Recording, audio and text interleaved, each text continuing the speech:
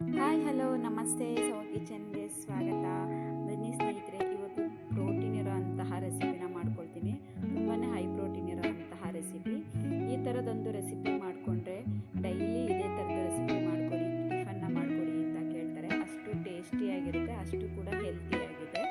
ನಾನಿಲ್ಲಿ 100 ಗ್ರಾಮ್ ಅಷ್ಟು ಹೆಸರು ಕಾಳನ್ನ ತೊಗೊಂಡಿದ್ದೀನಿ. ಅದನ್ನು ವಾಶ್ ಮಾಡಿಬಿಟ್ಟು ನೆನೆ ಹಾಕ್ಕೊಳ್ತಾ ಇದ್ದೀನಿ. ಇದು ಒಂದು 6 ಅವರ್ ನೆನೆಸ್ಕೊಂಡ್ರೆ ಸಾಕು. ನಾವೇನಾದರೂ ಮಾರ್ನಿಂಗ್ ಟೈಮ್ ಬ್ರೇಕ್ಫಾಸ್ಟ್ ಮಾಡ್ಕೋಬೇಕು ಅಂದರೆ ನೈಟು ನೆನೆ ಹಾಕ್ಕೊಳ್ಳೋಣ. ಹಾಗಾಗಿ ನಾನು ನಾಳೆ ಬೆಳಗ್ಗೆ ಮಾಡ್ಕೊಳ್ಳೋದಕ್ಕೆ ನೆನೆ ಹಾಕ್ಕೊಳ್ತಾ ಇದ್ದೀನಿ. ನಾನು ನೈಟು ನೆನೆ ಹಾಕ್ಕೊಂಡಿರೋದು ಇದು ನೆನೆದಿದೆ. ಇವಾಗ ಇದನ್ನು ನೀರು ತಕ್ಕೊಳ್ಳೋಣ. ನಾನು ನೀರು ತಕ್ಕೊಂಡ್ಮೇಲೆ ಒಂದು ಮಿಕ್ಸಿ ಜಾರಲ್ಲಿ ಹಾಕ್ಕೊಳ್ತೀನಿ. ನಾನು ಕಾಳನ್ನ, ನೆನೆದಿರೋಂಥ ಹೆಸರು ಕಾಳನ್ನ ಮಿಕ್ಸಿ ಜಾರಲ್ಲಿ ಹಾಕ್ಕೊಳ್ತೀನಿ. ನಾವು ನೀರನ್ನ ಸೇರಿಸ್ಕೊಳ್ಳೋದು ಬೇಡ, ಬರೀ ಕಾಳನ್ನ ಮಾತ್ರ ಸೇರಿಸ್ಕೋಬೇಕು. ನಾನೆಲ್ಲ ಕಾಳನ್ನ ಹಾಕೊಂಡ್ಮೇಲೆ ಇದ್ರ ಜೊತೆಯಲ್ಲಿ ನಾನು 1 ಕ್ಯಾರೆಟ್ನ ಸೇರಿಸ್ಕೊಳ್ತಾ ಇದ್ದೀನಿ, 4 ಹಸಿಮೆಣಸಿನ್ಕಾಯಿನ ಸೇರಿಸ್ಕೊಳ್ತಾ ಇದ್ದೀನಿ, 2 ಇಂಚಷ್ಟು ಹಸಿಶುಂಠಿನೂ ಸಹ ಹಾಕ್ಕೊಳ್ತಾ ಇದ್ದೀನಿ, ಒಂದು 10 ಪೀಸು ಬೆಳ್ಳುಳ್ಳಿನ ಸೇರಿಸ್ಕೊಳ್ತೀನಿ, ಒಂದು 1/4 ಸ್ಪೂನಷ್ಟು ನಾನು ಸೋಂಪು ಕಾಳನ್ನ ಹಾಕ್ಕೊಳ್ತೀನಿ. ಟೇಸ್ಟ್ ತುಂಬಾ ಚೆನ್ನಾಗಿರುತ್ತೆ ಸೇರಿಸ್ಕೊಳ್ಳೋದ್ರಿಂದ. ಇದ್ರ ಜೊತೆಲಿ ಒಂದು ಮೀಡಿಯಮ್ ಈರುಳ್ಳಿನ ಹಾಕ್ಕೊಂಡು ನಾನು ನೀರನ್ನು ಸೇರಿಸ್ಕೊಳ್ಳೋದು ಬೇಡ. ನಾನು ಒಂದೇ ಒಂದು 4 ಸ್ಪೂನಷ್ಟು ನೀರು ಸೇರಿಸ್ಕೊಳ್ತಾ ಇದ್ದೀನಿ. ನನಗೆ ಸ್ವಲ್ಪ ಹೆಚ್ಚು ಕ್ವಾಂಟಿಟಿ ಮಾಡ್ಕೋಬೇಕು, ಹಾಗಾಗಿ ನಾನು ನೀರನ್ನ ಸೇರಿಸ್ಕೊಳ್ತಾ ಇದ್ದೀನಿ. ಇದನ್ನು ತರ್ತರಿಯಾಗಿ ರುಬ್ಕೊಳ್ಳೋಣ. ಪೇಸ್ಟ್ ಥರ ಮಾಡ್ಕೊಳ್ಳೋದು ಬೇಡ, ತರ್ತರಿಯಾಗಿ ನಾನಿಲ್ಲಿ ರುಬ್ಬಿ ಇಟ್ಕೊಂಡಿದ್ದೀನಿ. ಈ ರೀತಿ ಹಾಗೆ ರುಬ್ಬಿ ಇಟ್ಕೊಂಡಿರೋ ಅಂಥದ್ದನ್ನ ನಾನಿಲ್ಲಿ ಒಂದು ಬೌಲ್ಗೆ ಟ್ರಾನ್ಸ್ಫರ್ ಮಾಡ್ಕೊಳ್ತೀನಿ. ನೋಡಿ, ನಾವು ನೀರು ಹಾಕ್ಕೊಂಡಿಲ್ಲ.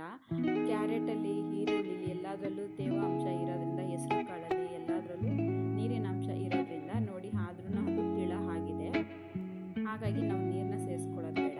ಇವಾಗ ನಾನಿಲ್ಲಿ 1/4 ಸ್ಪೂನಷ್ಟು ಕಾಳನ್ನ ಸೇರಿಸ್ಕೊಳ್ತೀನಿ, 1/4 ಸ್ಪೂನಷ್ಟು ಚಾಟ್ ಮಸಾಲ ಹಾಕ್ಕೊಳ್ತೀನಿ. ಟೇಸ್ಟ್ ತುಂಬಾ ಚೆನ್ನಾಗಿರುತ್ತೆ. ಇದನ್ನು ಹಾಕ್ಕೊಳ್ಳೋದ್ರಿಂದ ಮಕ್ಕಳು ತುಂಬ ಇಷ್ಟಪಡ್ತಾರೆ.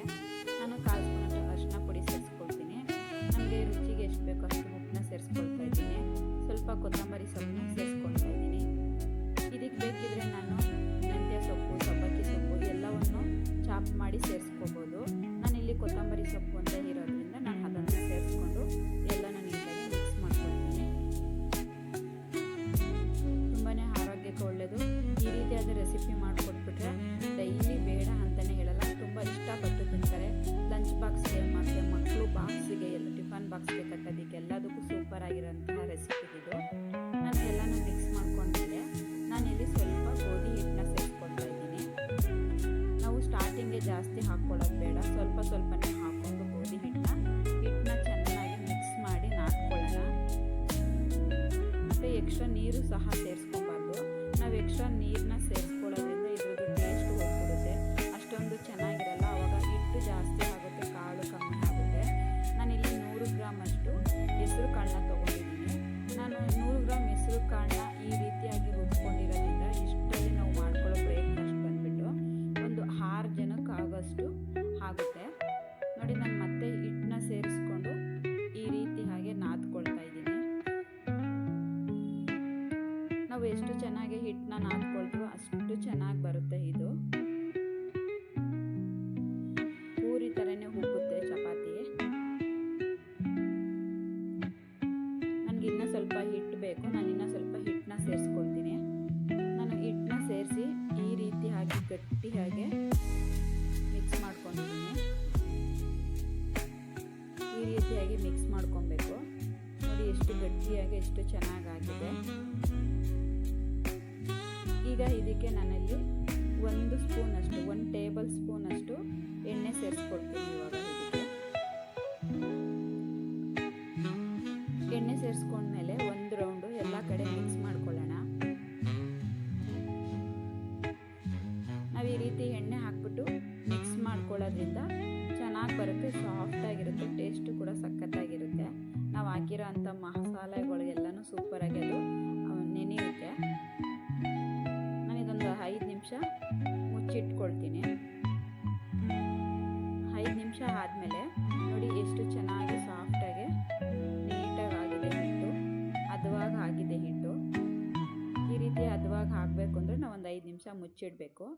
ನೋಡಿ ಈ ರೀತಿಯಾಗಿ ಇರಬೇಕು ಹಿಟ್ಟು. ನಾನು ಈ ರೀತಿಯಾಗಿ ಹಾಕಿದೆ.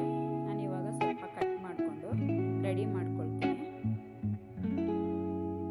ನಾನು ಲಟ್ಟಿಸ್ಕೊಳ್ಳೋದಕ್ಕೆ ಚಪಾತಿ ಹಿಟ್ಟನ್ನ ಸೇರಿಸ್ಕೊಳ್ತಾ ಇದ್ದೀನಿ. ಎಣ್ಣೆಯನ್ನು ಹಾಕ್ಕೊಳ್ಳೋದು ಬೇಡ, ಚಪಾತಿ ಹಿಟ್ಟನ್ನ ಹಾಕ್ಕೊಂಡು ನಾನು ಲಟ್ಟಿಸ್ಕೊಳ್ತೀನಿ. ತುಂಬಾ ಟೇಸ್ಟಿಯಾಗಿರುತ್ತೆ ಮತ್ತು ಲಟ್ಸೋದಕ್ಕೂ ಸಹ ತುಂಬ ಸ್ಮೂತಾಗಿರುತ್ತೆ, ಕಷ್ಟ ಅನಿಸಲ್ಲ. ಮತ್ತು ನಮ್ಗೆ ಇದನ್ನು ಮಾಡಿಕೊಂಡ್ರೆ ಚಟ್ನಿ ಏನೂ ಬೇಕಾಗಿರಲ್ಲ, ಸೈಡ್ ಪಲ್ಯ ಏನೂ ಬೇಕಾಗಿರಲ್ಲ, ಹಾಗೆ ತಿನ್ಬೋದು. ಮಕ್ಳಿಗೆ ಕೊಟ್ಬಿಡೋದು, ಓಡಾಡ್ಕೊಂಡು ಮನೆಯೆಲ್ಲ ಇಡೀ ಮನೆ ಓಡಾಡ್ಕೊಂಡು ತಿಂತಾ ಇರ್ತಾರೆ. ನಮಗೆ ಶೇಪು ನೀಟಾಗಿ ಒಂದೇ ಯೂಕಲಾಗಿರಬೇಕು ಅಂತಂದರೆ ನಾವೇನಾದರೂ ಸ್ಪೀಡಾಗಿ ಮಾಡ್ಕೊಳ್ತಿದ್ದೀವಿ, ಟೈಮ್ ಇಲ್ಲ ಆ ಥರ ಏನಾದರೂ ಅಂದ್ಕೊಂಡ್ರೆ ನೋಡಿ, ಮಕ್ಕಳಿಗೆ ಏನಾದರೂ ನಾವು ಮಾಡಬೇಕು ಅಂದರೆ ಈ ಥರದೊಂದು ದೊಡ್ಡದಾಗಿ ಮಾಡ್ಕೊಂಡ್ಬಿಟ್ಟು ಒಂದು ಪ್ಲೇಟು ತೊಗೊಂಡ್ಬಿಟ್ಟು ಈ ರೀತಿಯಾಗಿ ರೌಂಡ್ ಶೇಪ್ ಮಾಡ್ಕೊಬೋದು.